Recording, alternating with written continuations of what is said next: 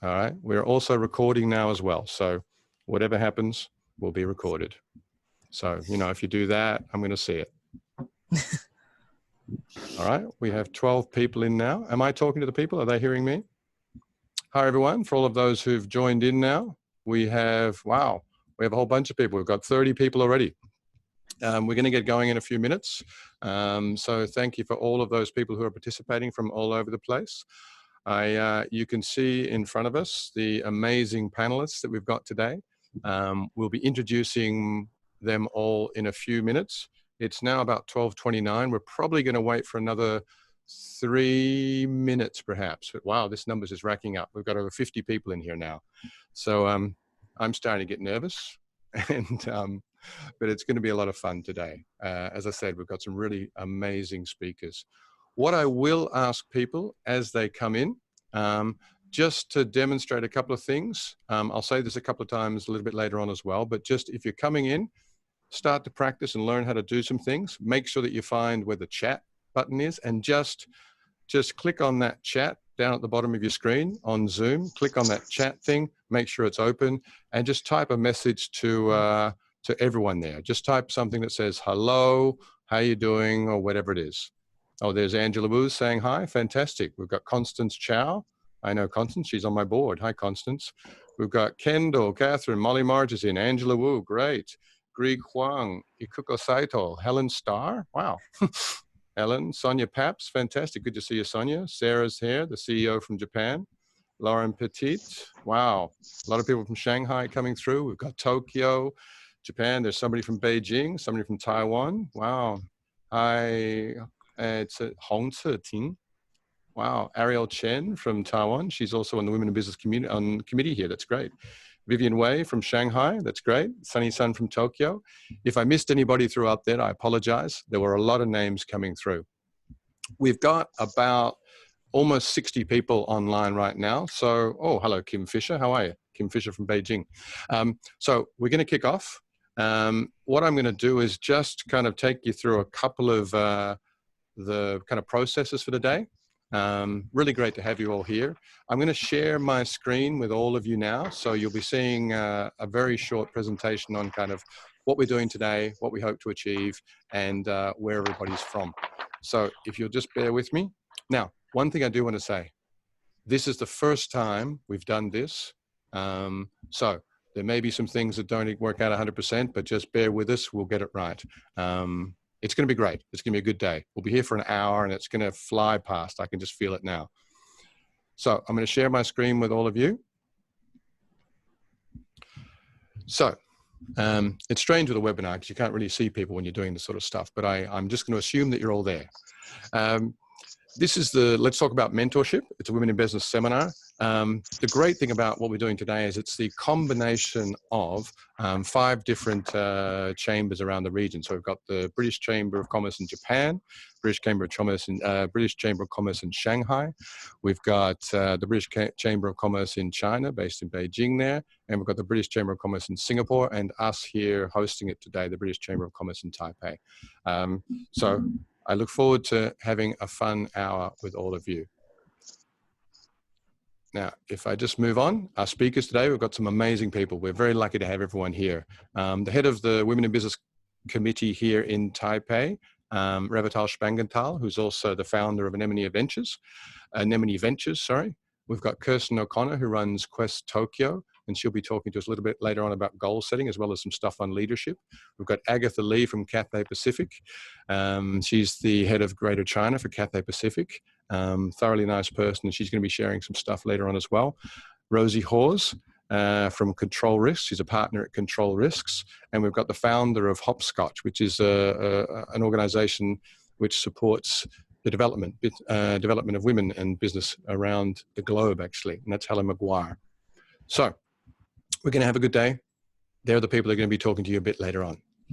Now, here are the subjects and the different people that are going to be talking about those subjects. I'm not going to leave this up there for too long. It was on the website, so you've all seen this. But I will let you know what we will be doing. We'll have a speaker speaking about each of the areas for about 5 minutes. Then we'll have probably 3 minutes or so of Q&A on that topic.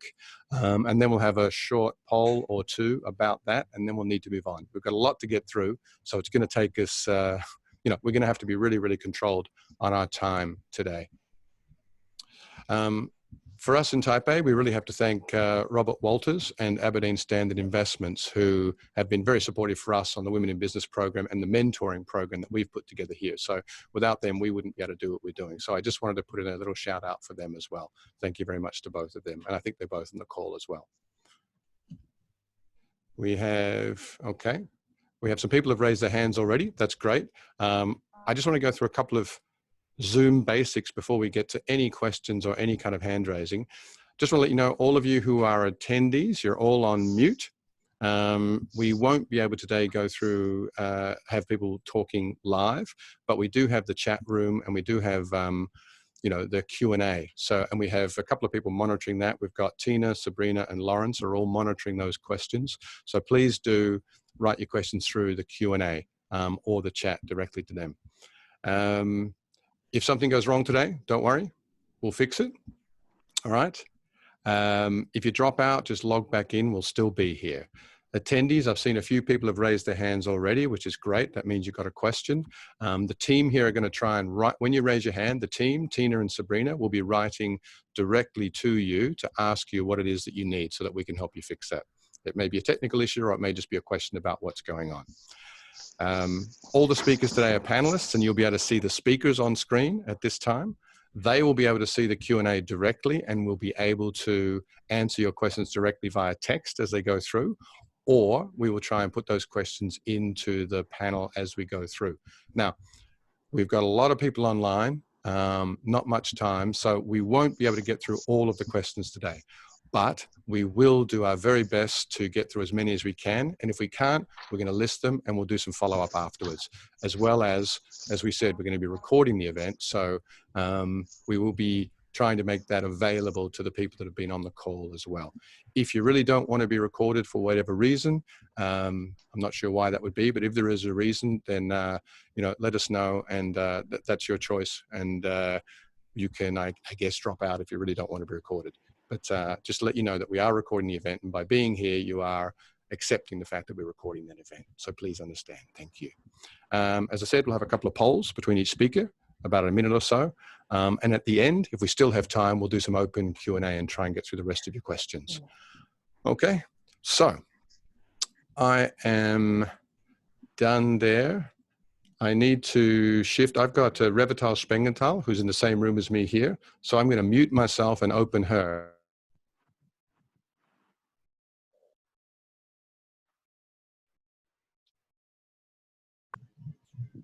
I have now unmuted Revital. Good afternoon, everybody. It's good to have you all here. It's a pleasure to start our first webinar from Taipei. And a dear topic to all of us, leadership in a crisis. During the crisis, we see true leadership and discover true leaders.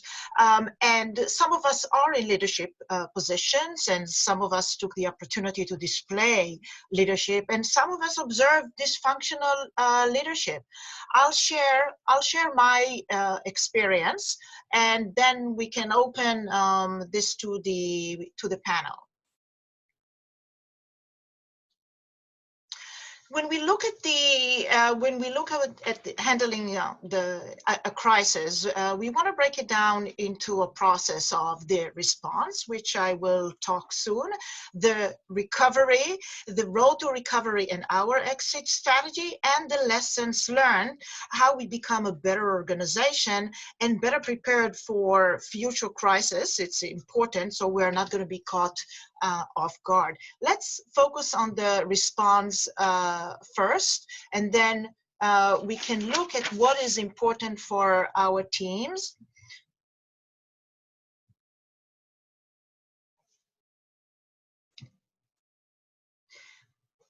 When we look at the response, we want to look at the four most important things to our team that we need to always be aware of. The physical health, our teams want to make sure that their health is being taken care of, and that is top of the workplace concerns. We also look at the financial health of our employees, and we want to make sure that we reduce any uncertainties, or at least reduce financial insecurity. We want to share our plan and make sure that our staff will be prepared accordingly, although we all understand that we need to face some sort of financial insecurity. And then we look at our emotional health. Compassion makes a difference. The more we talk and communicate to our teams about their families, about the situation, about the events that are being unfold, the better we understand where they are at. And it's also time for us to show flexibility whenever we are dealing with them. It's very important that we also take care of the community and look above and beyond the company and our own industry. Our community is essential for all of our function, whether it's any essential services like hospital, healthcare, educators, senior care. We don't live in a vacuum, and we need to understand what does community needs and how we can look above and beyond. So we really need to look at what really matters to our team and address this in our response. And then I would like to just to move on. See?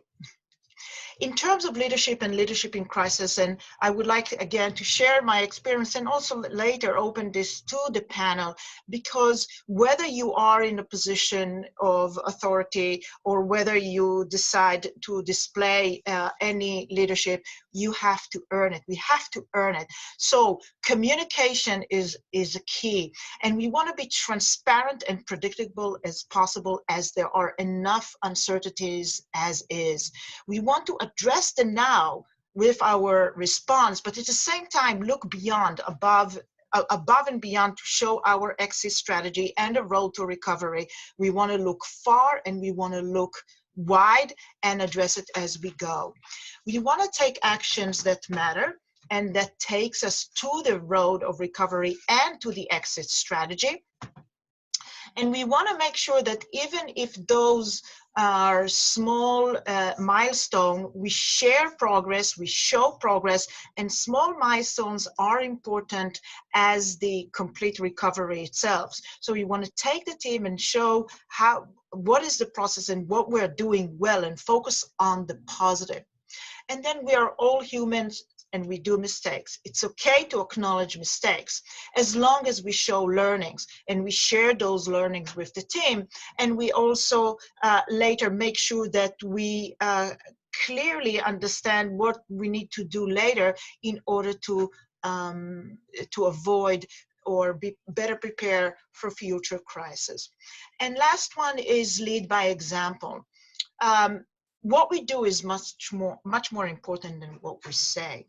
And in crises like we face now, and in many other situations like this, if we all have uncertainties and we all have financial issues, and if our team takes a cut, we need to take a cut, and we need to do more than what we say. So those are some of the things that are important in my opinion and according to my experience, and I would be very happy to open it to the panel so they can share their experience and comments.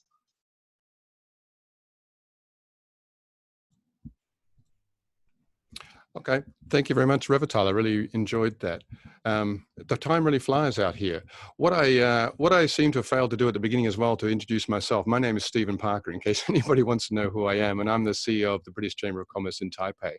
I know when we were talking before this that Kirsten, and I'm just going to unmute you now, you were talking about some of the experiences that you had in Japan in terms of leadership and leading in a crisis. And I wondered maybe you could share some of that with us.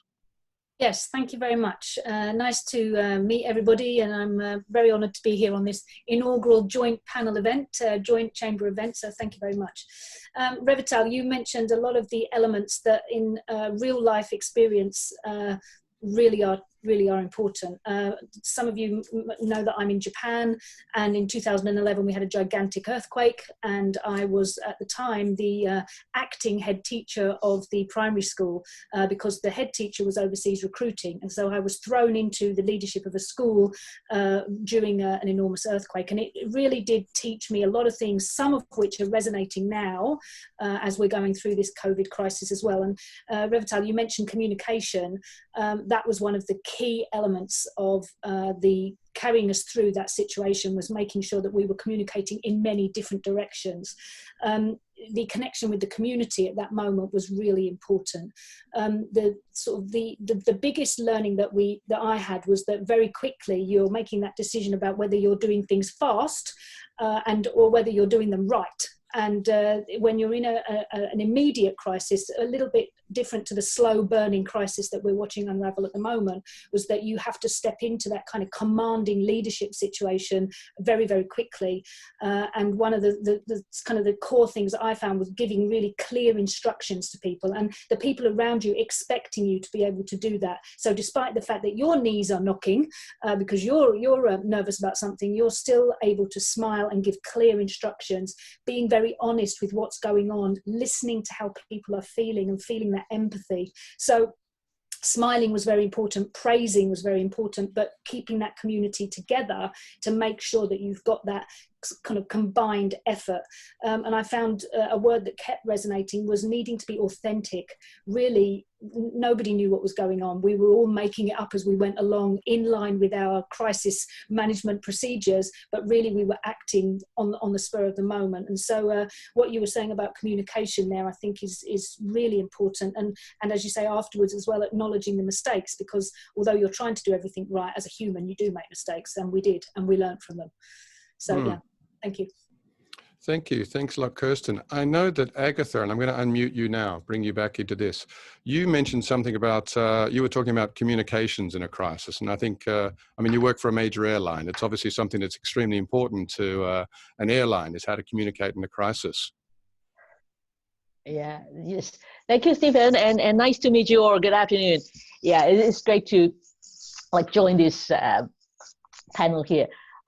Just quickly, just to echo on Revital's and Kirsten's point about communications. In a crisis, it is much more important even than the usual days to communicate. And as in when we're running an organization, stepping into a crisis, we're probably jumping into handling the crisis itself and communicating to those who are directly impacted. And then suddenly and come to realize that there are a lot of people, silent people around, our usual stakeholders. They are actually hungry for information and waiting for it. But our focus would be too much on the immediate crisis that we might be missing those. So I guess it's important for us to take a quick pause early on, mapping out who are the people that we need to make sure that we engage, even if they're not asking you directly or immediately for questions or informations. During a crisis, that part of the communications is important. And in a sense of acknowledging mistakes and all that, with all the crisis, I think it's perfectly we would make mistakes, and there are a lot of uncertainties throughout the crisis. We might not be able to communicate very direct things or a complete picture. Just be confident about that. It's okay to acknowledge that there are a lot of uncertainties ahead. And it's also good to people or leaders that they know we're on top of it, trying to address that uncertainty. That it is not something too big that we want to avoid it. Yeah, there are uncertainties in crisis, definitely, and we're on top of it and trying to map it through. It's difficult, but at least we're looking into it. And this is the kind of confidence as during a crisis, it's important to communicate to our people, our stakeholders, our customers, likewise. Wonderful. Yeah, Thank you. Thank you. I really appreciate that. Just, I want to come across to Rosie just for a quick second, if I may. And I'm going to unmute you, Rosie. I mean, it's really in the name of your company, Control Risks. I mean, this is kind of what you do. We had a question that actually came in from Takayuki Sugata in Japan, who was asking about how to be transparent in a crisis. And I wondered whether that was something that you might be able to address for us. And the other thing you talked a little bit about was motivating people when the crisis situation is around. Yeah, so, well, firstly, thank you very much, Stephen, and it's a pleasure to be taking part today. You're right that our company DNA is in crisis. We were founded 40 years ago to help with hostage situations. So there's a lot of stories in the company about how to help companies work through those kinds of really intense situations. And I think what we have to remember is, you know, a crisis can be a huge event like COVID, like the earthquake that Kirsten mentioned, or it can be something very specific to the company and that can just affect a few individual stakeholders. But the question about transparency is a really interesting one, because there are multiple stakeholders involved, and each will have their own motivations, their own emotions, their own thoughts and opinions. And those can often be very, very conflicting, or because it's a crisis situation, emotions are heightened. And so I think just tying together what everybody said here, communication, and also recognizing those stakeholders, but really focusing on what the ultimate goal is, whether it's recovery, whether it's focusing on just resolving one specific thing before you can move to the next thing, is most important. And then if everybody understands what you're aiming towards, they can get and jump on board that ship, and hopefully you can reach that together. Otherwise, you find that you have multiple competing agendas, and it can be very difficult to resolve. In terms, you mentioned emotion. I think now is the perfect example. We have to remember everybody is on their, I suppose, on their own journey, has their own experiences and pressures right now. And it could be family, it could be work stress, it could be anything. But just I'm very conscious that people are responding more emotionally right now, or more aggressively, or with more irritation. And just, it's hard, but try not to take that personally, and recognizing that everyone is under a very unusual and extreme amount of pressure, and it's nothing to do with you. And I think, again, that helps you move forwards. I think you brought up a very interesting point, I think, Rosie, about the, and I'm just going to cut you off on that. I'm sorry about that. But you brought up an interesting point. You talked about goals, being aware of the goals, and that moves us very nicely into what Kirsten is about to talk to about now, about how to, and we are talking about mentoring today specifically. So how to set goals and how to deal with those goals. Maybe Kirsten, I'll come back to you. Yeah, thank you very much. I should set the scene briefly by introducing myself as an educator.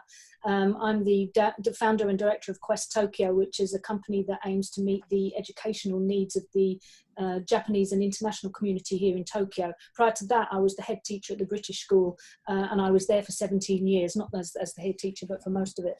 And the experience that I've had over that time is working in both countries and in both settings as a teacher and a leader, involved with mentoring newly qualified teachers, aspiring middle leaders, aspiring senior leaders.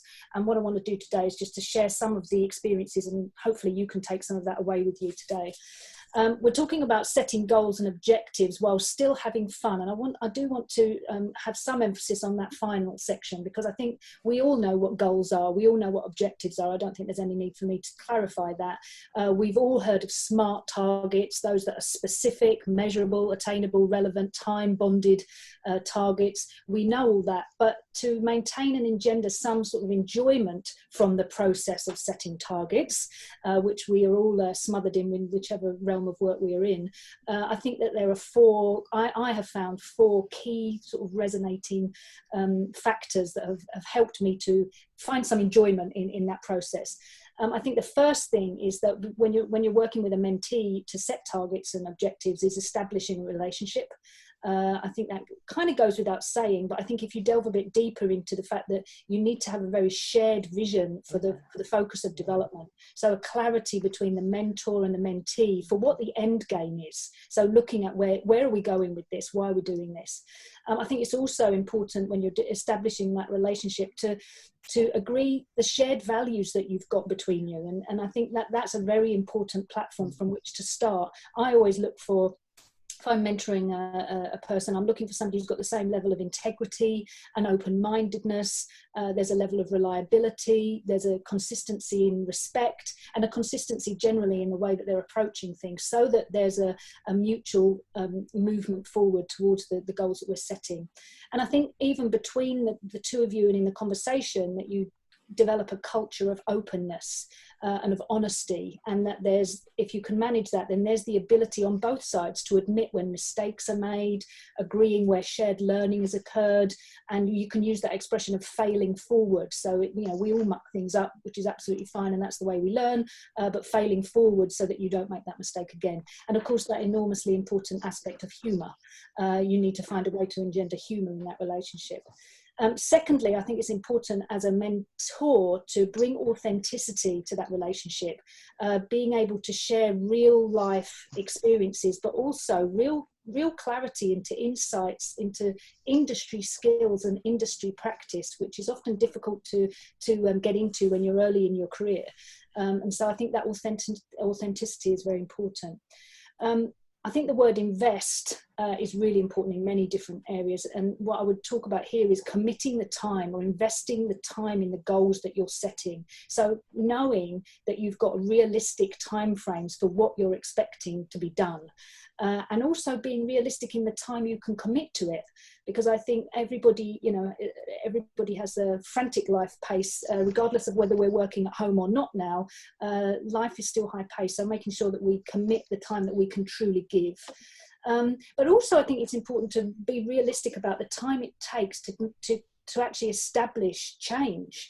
You may know about a piece of research that was done by Dr. Robert Coe at Durham University. He did some research about teacher professional development, and they uncovered that it takes 30 hours of input to actually leverage some change in teaching practice. And I expect that we can extrapolate that out to other industries as well.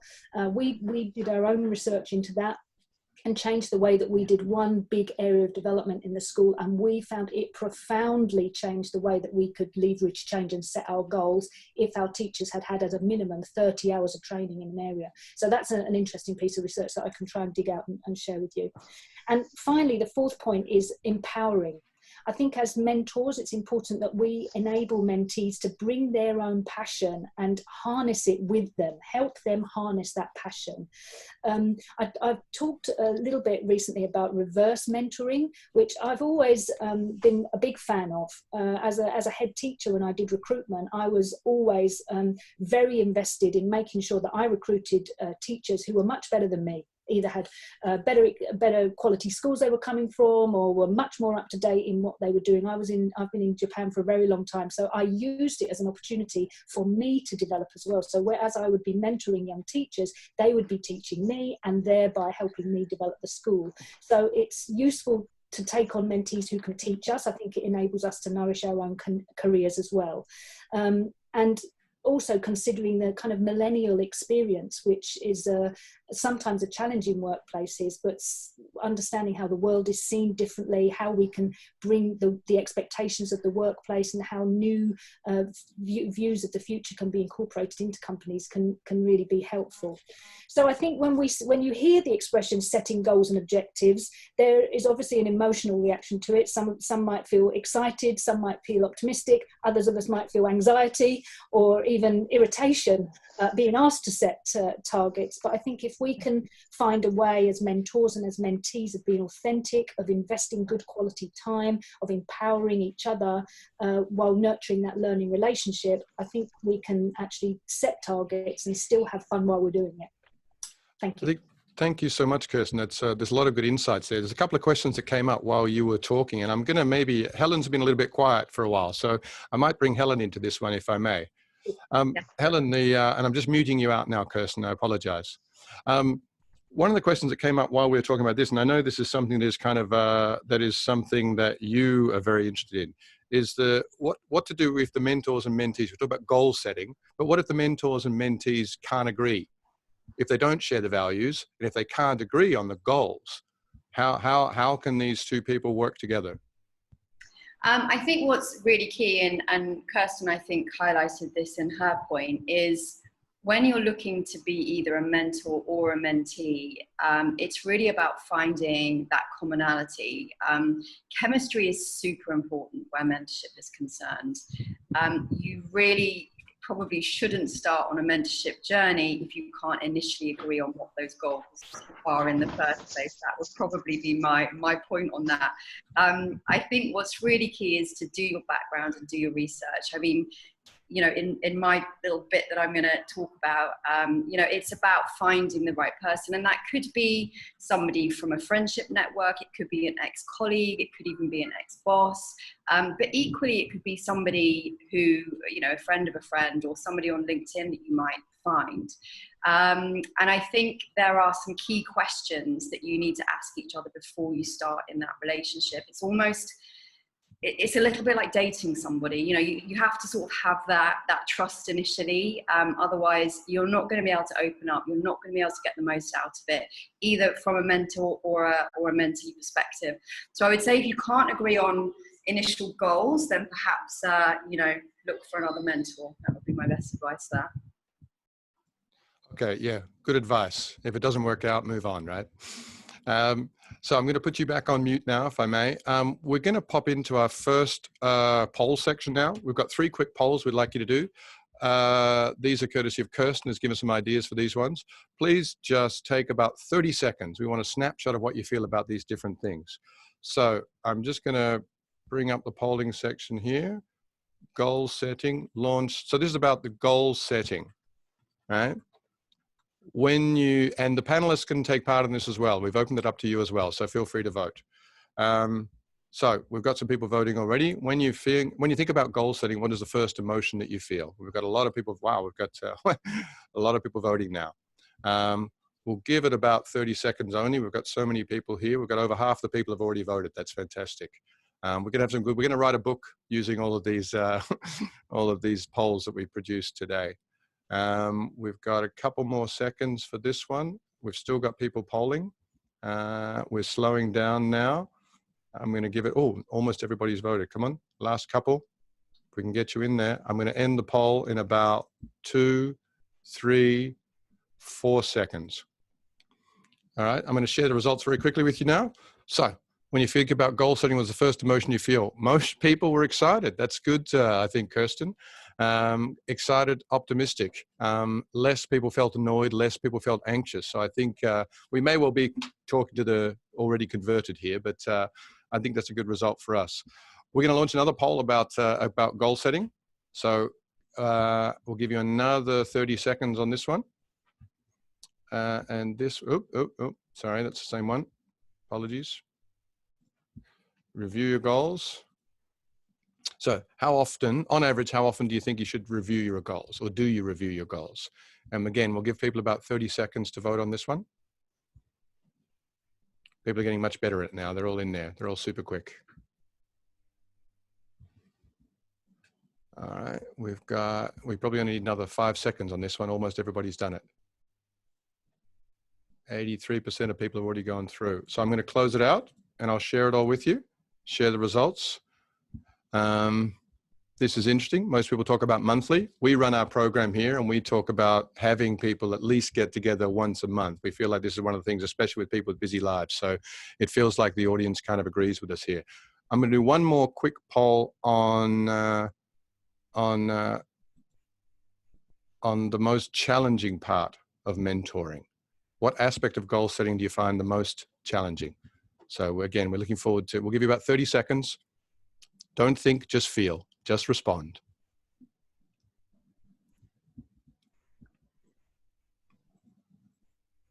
All right. Again, we've got a fantastic audience. I really wish I could see you all because you're obviously very, very keen bunch of people, very involved, very motivated to get involved. So it's great.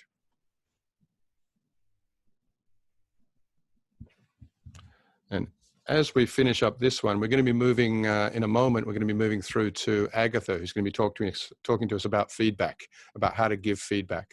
And again, our time is running away from us a little bit, so we'll need to keep that in mind as we go through.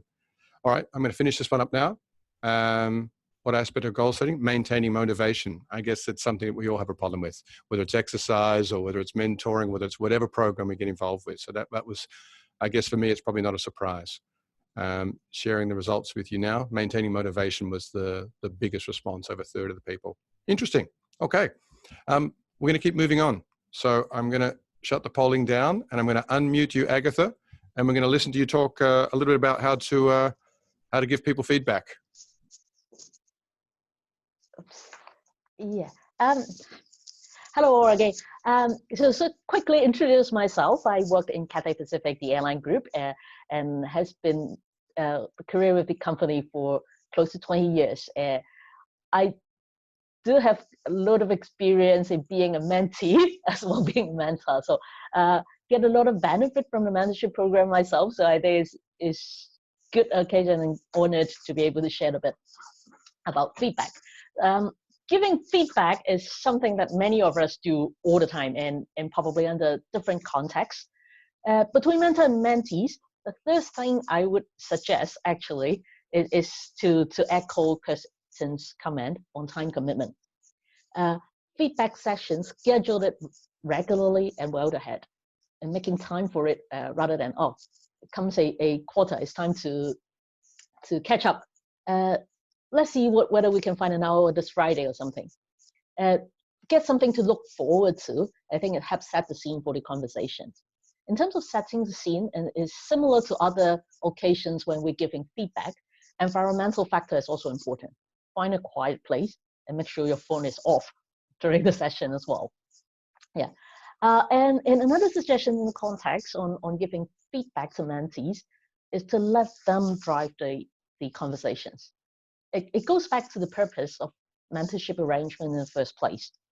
Most of the time it's about the mentees' development, of them moving forward in their careers. So the role of the mentor would be to support that initiatives, offering advice and sharing experiences along the way. So it centers around the mentee's own intention and drive. Be it their strengths or their areas of weakness, the genuine interest and passion of the mentee will magnify the result. Of course, I'm not saying that like we should just turn a blind eye on an obvious area of weakness, simply because the mentee is not interested in that area. We certainly want to bring it up, but then like let them think through it, and then we'll motivate them to address the area, and is get a buy-in on that one before we're offering a lot of advice on how to address that. Yeah, and as mentors, sometimes we're so excited about sharing our experience. Yes, mentees do want to hear our experience and stories. They want to be inspired someplace, and it's good to do so in a mentee-mentee relationship, build the trust and bonding. Just be mindful that we don't shift the focus of the feedback session into a sharing of success stories of the mentor ourselves. Yeah. And another thing is about like listening. It is always a two-way dialogue. Listening is as important as what we speak ourselves. As mentors, we also want to develop, as Kirsten also mentioned, with reverse mentoring. I think it's good to get feedback from the mentee along the way as we're giving feedback ourselves as well. Yeah, these are two sessions that we use together. A knowledge strength, it is like as in other feedback occasions other than mentorship, it's important. Positive reinforcement will keep the momentum going on and energize the conversation, building the trust and bonding as well. And again, similar to other occasions on giving feedback, we want it to be specific and actionable, like much mirroring the goals in terms of being smart. One thing here though is about being direct. I think like here in Asia, culturally we tend to be milder giving feedback in general, and that behavior maybe even more so in the context with mentees as sometimes they're not exactly our subordinates. Yeah. So to keep that in mind about like being direct, to make sure that the point actually resonates. One final point I want to make before moving on to a wider discussion is on the effective use of pauses. And a lot of conversation it is. And we talk about this very often. Easier said than done. In a feedback section, I think some pauses and silence is very useful as well. It allows both the mentee and the mentor to reflect on what we have been discussing, what plans on actions, what the next step can go on and lead on to. So that brings to a more meaningful mentor-mentee relationship, I think, in the long run. So with that, let me just pass back to Stephen. Thanks. I'm unmuted now. My apologies. I've unmuted myself. Thank you very much, Agatha. That was really interesting. There's a couple of points you brought up, which I thought were great. It's about the mentee, right? It's about the mentee. Sometimes as mentors, we talk and we make it about ourselves. But it also goes both ways, as Kirsten says. But this idea of being very direct as well, I thought that was really great. There was a question that came up while you were speaking, and I'm going to pass this over to Revital, but just wait for a moment. I'll just give you the question, Revital. I know that you and I have been through this process of how to match up mentors and mentees. We've got we do a process here that we go through every year to match up our mentoring and mentoring program. I just wondered if you had some insights on how to go about finding the right match for the different mentors. Well, as we experience, it takes a lot of thought, and sometimes we need to do the research. Like Helen said, we need to do the research before, and it's like dating almost. So we need to look at a lot of the backgrounds and also try to figure out the goals. And then the match was not always good, Steve, but we were open for comments in terms of like what can we do better. So I think we try to look at what are the main points that can connect between the mentors and the mentees, and what could they share, and how can they build a two-way dialogue. Like Agatha said, a two-way dialogue is very important, and what Kirsten said, which is, I think it's beautiful, it's the reverse mentoring. How can both benefit from the relationship and can further build themselves throughout the process. So we try to do our best, and just looking at those main topics as guidelines. Okay, thank you. All right, I'm unmuted now. I was just having a quick look. We've got a couple of questions coming in, which I'm going to put through at the end, for we have another section there. Thanks, Revital. I know we went through a very long process with how to match everybody up, and it takes a lot of effort. But in the end, I think with the the 60 people that we had in our program, we managed to find good companions for everybody to get some real value out of it. I'm going to move over to Rosie again. I'm unmuting you now. Rosie, welcome back. One of the things that people are very concerned about with mentoring and mentee is the outcomes. And I just wondered whether you had some insights on what people should be looking at for the, it's a little bit different to goals, right? Goals is what you set, but the outcomes is how do you know? How do you know when you graduate? How do you know what you get, what you want? How do all those, so I'm gonna leave that for you to have share some of your insights on outcomes. Yep, thanks again for that. I've already briefly introduced my day job, but I'm also the chair of the British Chamber in Shanghai and an active member of the Women in Business committee there. And one thing they're involved in, which some of you may also be aware of, is the mentor walks. So these are held every month. Mentees sign up. Again, it's a bit like speed dating. There's a list of mentors and their experience and their skill set, and then you split into small groups and go for a walk. And when I first arrived in China about 5 years ago, I participated as a mentee, and more recently I've participated as a mentor. And in both occasions, I found it incredibly useful. So if any of you have the opportunity to participate in your own towns, I'd really encourage you to do so. And that is a good example as well of a very short experience. So the mentee will come with a specific issue they want to discuss, and then you almost discuss it in a group. And so the outcome there is very much limited to that very brief conversation between a small group of individuals. But what I found fascinating was when I was a mentor, the person who I spoke to actually reached out to me 3 months later to tell me that she'd applied what I'd suggested and it had worked, which was really satisfying. But even that small, 45-minute conversation can still have an impact. So what I wanted to talk about briefly actually is taking it back to what is mentoring. So to understand the outcome, mentoring is not coaching. So coaching is obviously technical skills, really focusing on hard skills, whereas mentoring is much more of a dialogue. And so deciding at what point in your career you want to do this is important. You can do it at any time in your career. Like I said, I've done it, and I would still love a mentor as well. So the decision and the thought process you go through about what are the circumstances right now which mean that I could benefit from those broader conversations. And then, as we've all been talking, they can be very time focused. So it might be that you've just got a specific issue that you just really need external perspective, and a few discussions will suffice. Otherwise, it might be something much longer term.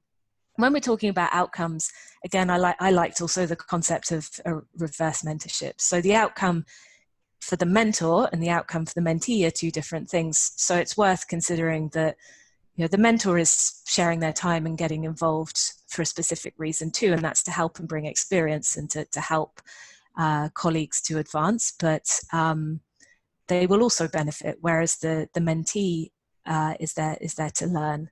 And so the key for both of those is honesty and transparency. And I've certainly found personally that it's much easier to hear a hard message from somebody who is not your boss or your direct colleague than it is otherwise. So actually, honesty is essential to lead to the right outcomes. The concept of outcome is actually really quite tricky to define though. So my experience and my suggestion would be working through the key issues that you're concerned about, pick real life situations, real life scenarios, and use those to form the conversation. Personally, I found it most helpful when I could say, X and Y and Z are going to happen. This is how I think I should approach it. What do you think? And then talking through the different scenarios and revisiting it subsequently to see how it went. And that way, actually, personally, it really helped enforce my confidence in my own judgment and my own abilities. And when I've gone through this process, that's what's helped me the most. And I'm just unmuting myself. Thank you so much, Rosie. I think, a couple of things. The honesty, I think, is really important. That's a really great point. Thank you very much. And those real life examples. If you want outcomes, you've really got to be looking at what it is that you really want to achieve. I think that's a great thing. We're going to move on in a moment onto Helen. But just before we do, we're going to do another quick poll, if that's okay. So I'm muting you now, Rosie. Apologies. And we'll do another quick poll. This one, basically, very, very quick one, is what makes a good mentor? What makes a good mentor? Let me just, what have I done? Excuse me. I told you there'd be some mistakes and I've made some. So what makes a good mentor? I'm going to launch this poll now. So everyone out there, let me know what you think makes a good mentor. And again, we'll give you about 30 seconds.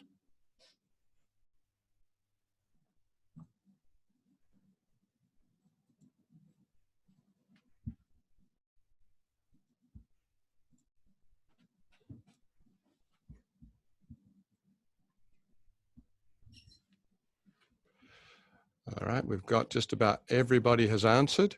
I'm going to close it off in about 2 seconds. So, all righty. So, okay, I think this is probably, I'm going to share the results with you all. Got to remember to click that button.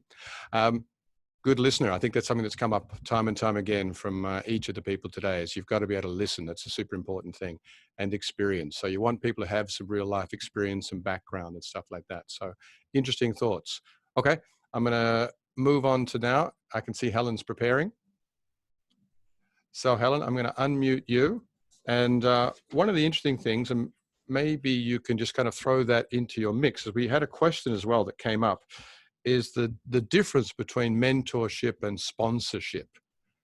If that's something you can address as you go through. But also, I know you're going to talk to us really about mentors, how to find them, how to become one, and share some of your learnings. So passing it over to you, Helen. Thank you, Stephen, and hi everybody. Thank you very much to everyone who's spoken so far. I think you've all touched on elements probably of what I'm going to say as well. Just to briefly introduce myself, my name's Helen McGuire. I'm the founder of a women's careers platform called Hopscotch.work, and we help businesses to find women who are looking to re-enter the workforce through placing them in 3-month placements, and you know, we've also through that had lots of experience with mentorship previously. So one of the programs that we ran was actually with MasterCard, and it was specifically helping women who, you know, were struggling to find a job in a new environment. Perhaps they'd fallen off the career ladder for family reasons or because they'd moved, and they wanted some advice. So we selected women from our community and matched them with women internally at MasterCard on a 6-month program. So I've had lots of experience around this area, being both a mentor and a mentee myself. And I think the key difference, just to answer your question before I start, Stephen, between mentorship and sponsorship is that mentorship is essentially when you're in a room with somebody and you're talking to them and giving them direct advice and feedback and so on. Sponsorship is when you're talking about somebody who's not in the same room as you. So it could be, you know, your boss could be your sponsor, your partner could be your sponsor, but it's somebody who introduces you as a useful person to their network in any context. So I wanted to go through 3 specific points where mentorship is concerned. I think now is an amazing time to reach out either to be a mentee or a mentor. During these times, people have a little bit more time on their hands, perhaps, depending on what job you do. I'm currently working from home, so if you see a few kids running around, you'll have to just excuse that. But, you know, I do have a bit more time in my day, and I think it's a great time to reach out, particularly given, you know, emotions are quite high at the moment, and I think people are much more open to helping and to talking to other people as well. I think the first thing you need to do when you're thinking about going on a mentorship journey is to clarify your purpose. So do you want to be a mentor or a mentee? Both have very, you know, amazing benefits, as I think everybody's touched on. There is a symbiotic relationship between the two. It's not the case that the mentee gets all the help and the mentor doesn't. The mentor can equally learn as much from the mentee. I think values are incredibly important to establish from the beginning.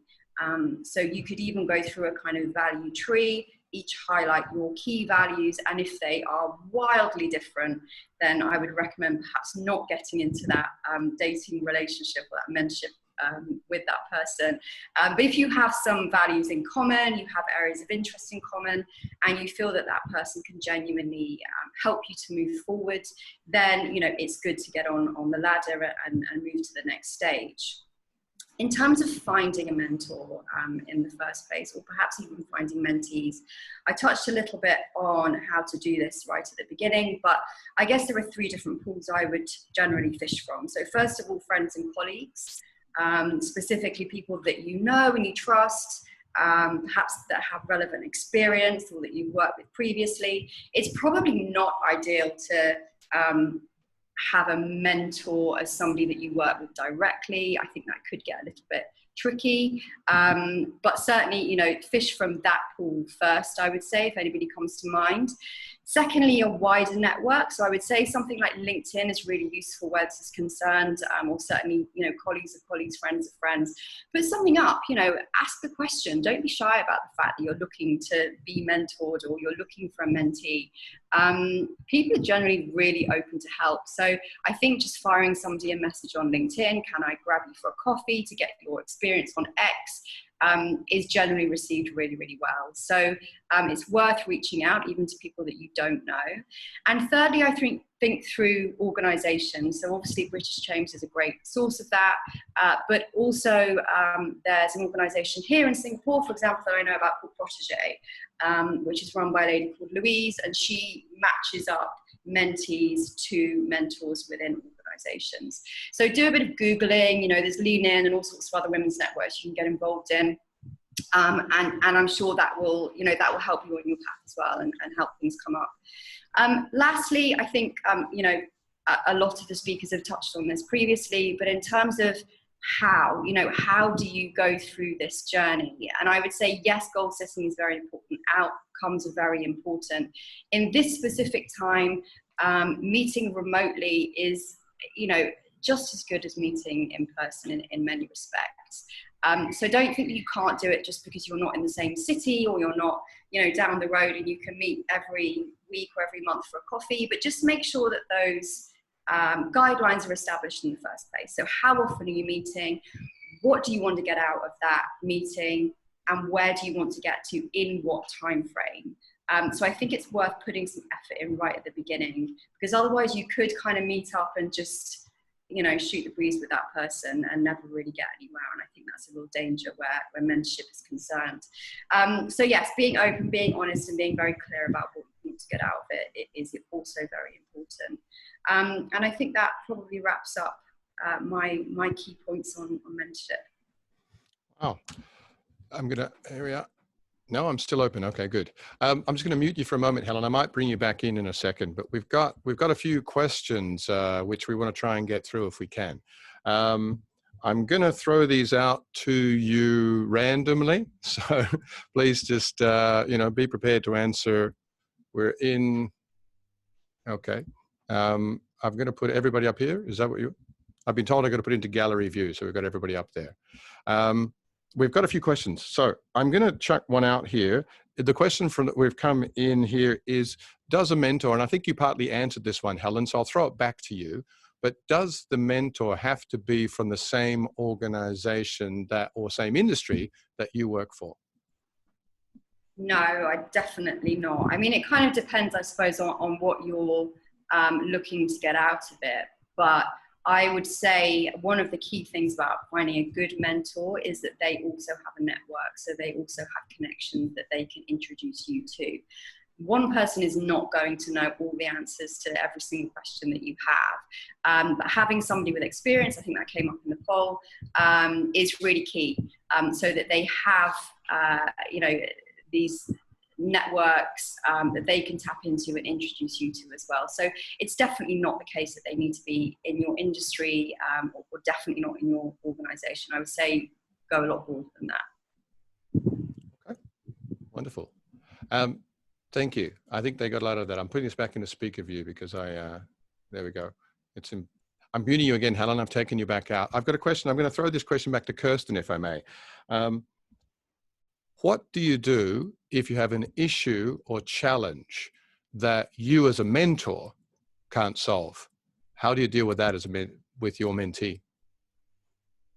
Thanks, Stephen. I think those kind of situations are always difficult. But I think when you know your network, and that's the advantage of the experience of being either in the industry or in different industry, you can always look for other people. We've all got a network, and somebody else will know how to solve a problem. So I think you just have to use your networks and know that none of us know all the answers. I think it's really important that we go into these kinds of mentoring situations knowing that from both sides, but we've always got a network of people that we can call on to get advice and support. Okay. Thank you. I think it's a good answer. Revital, I've got one more. We've only got a couple of minutes left now, but I want to get through a couple of these questions if we could. The question I've got from one of our audience members is about multiple mentors. When someone has a number of different mentors, would you advise someone working with multiple mentors and or multiple mentees? I know in our program here in Taipei, we've got some people working with 2 or 3 different mentees at the same time. But what about multiple mentors? I think that the best thing that one can do is go to multiple opinions and then develop their own line and their own opinion. I think it's fine as long as they have a clear path of what they want to do. It's good to hear other opinions. I always seek for many opinions and then based on that develop my own. So I think it's great. Okay, fantastic. I agree with. I'm still on mute. Sorry. I was still on mute there. We're almost there, and I'm going to get to the hang of this technology in a second. The one more question. I'm just having a quick look through the Q&A here. We've done that one. Oh, now this one, Rosie, maybe I'll throw this back to you, because we had someone asking, you seem to have a lot of experience with both finding mentees and mentors. The question was, what is a strategy to get someone to agree to be your mentor? Now that's a good question. You should actually recognize that when somebody is an impressive and experienced senior business executive, many people will have their eye on them as a mentor. And so thinking realistically about who has the time available to help is important. So you might think, you know somebody very, very senior with 30 years of experience who can really help you, but they're not going to be able to spare the time. And it's much better perhaps to say to them, I'd love to talk more to you, but I recognize you're not going to be available, but perhaps you have a colleague or somebody who could help, and they could sort of introduce you instead. So it can be quite tempting to go for what looks like the best, but they just may not be available. It doesn't mean the person they're identifying as the second best, but it does mean that they will, if they know you and they know their colleagues, that they can help create the best match.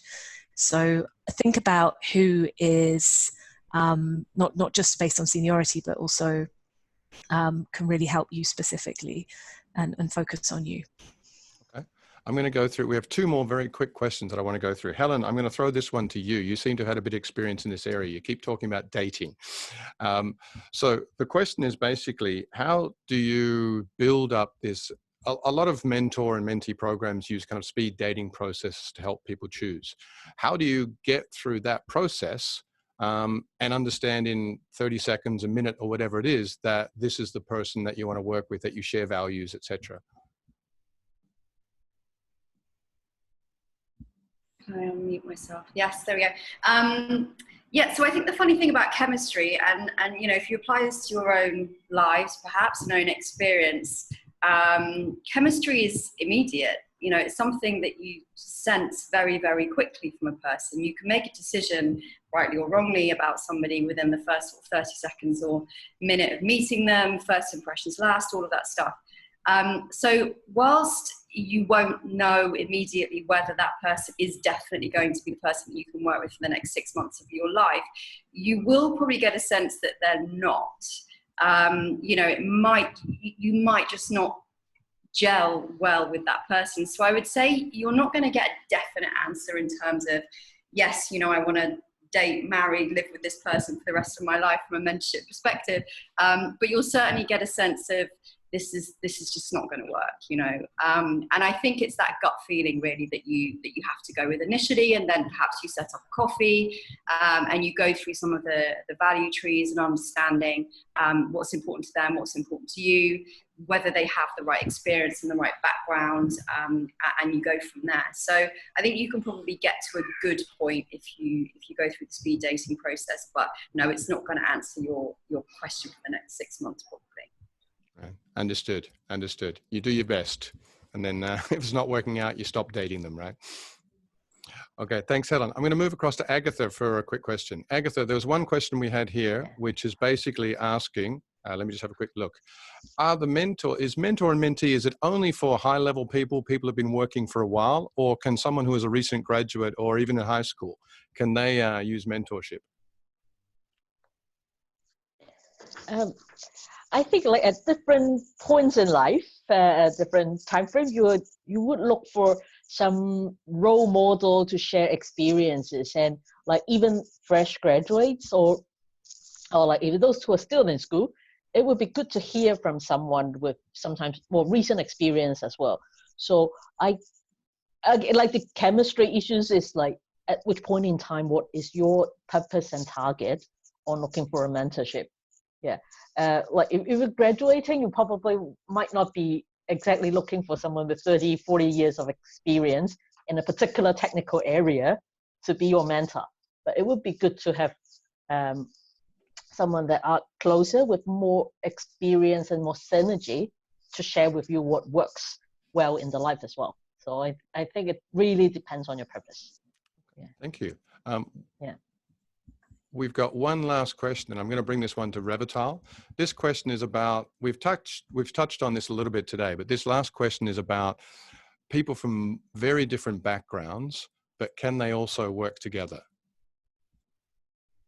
Actually, I believe that diversity is important, and different backgrounds. If the fact that they come from different circles, from different workplace, from different sectors, from different seniority, from different roles, from different background, is good. It gives us fresh ideas and fresh insights and a different lens of what we do now.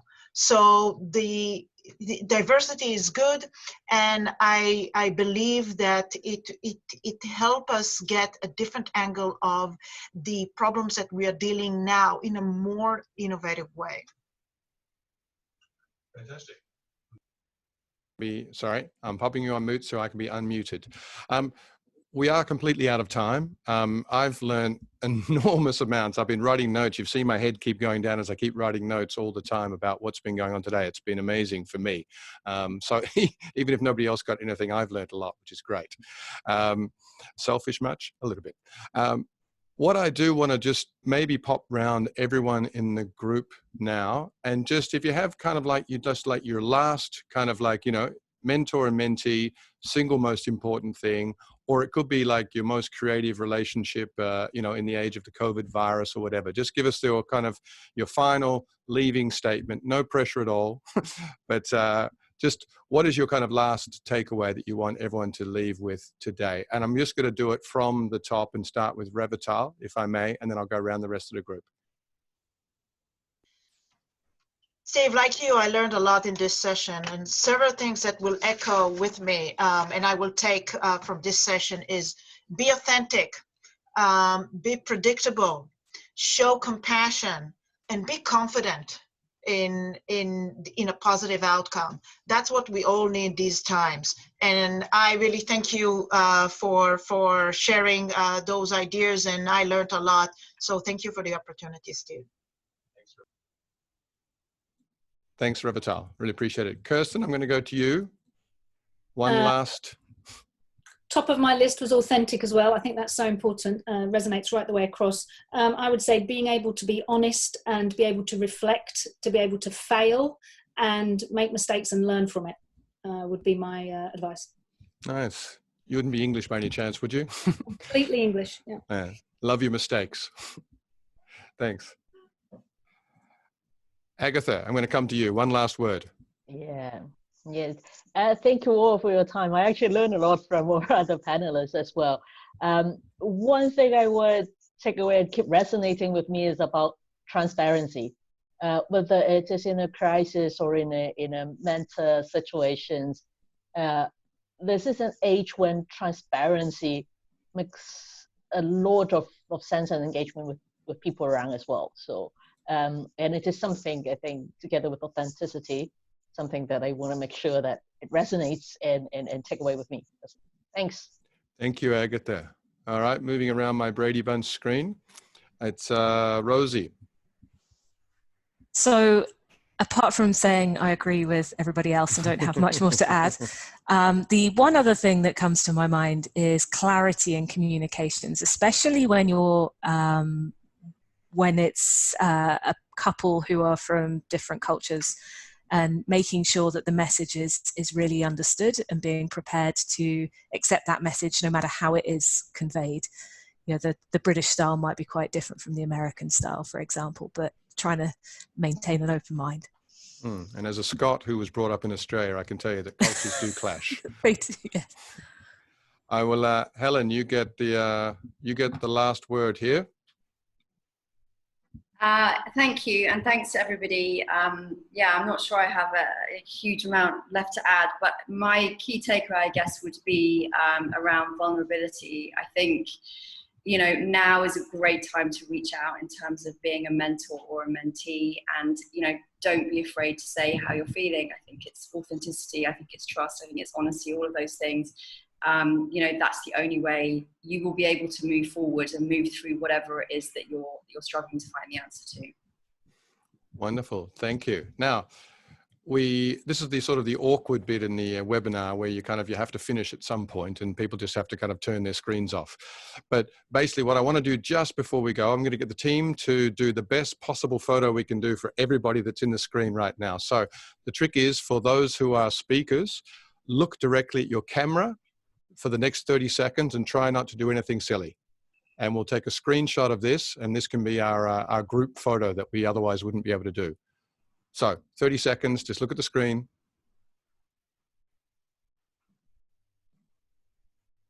We're good, apparently. We're all good? Okay, we're good. We're good. We got a great shot. You all look amazing. I want to thank everybody who came today. We had somewhere around 80 people or something that were listening in today, plus the panelists and everybody. So Revital, Kirsten, Agatha, Rosie, Helen, thank you so much. I'm going to just ask you to kind of wave as we finish up the webinar today, and we'll see you all very, very soon. I thought it was a fantastic event. See you guys. Bye-bye.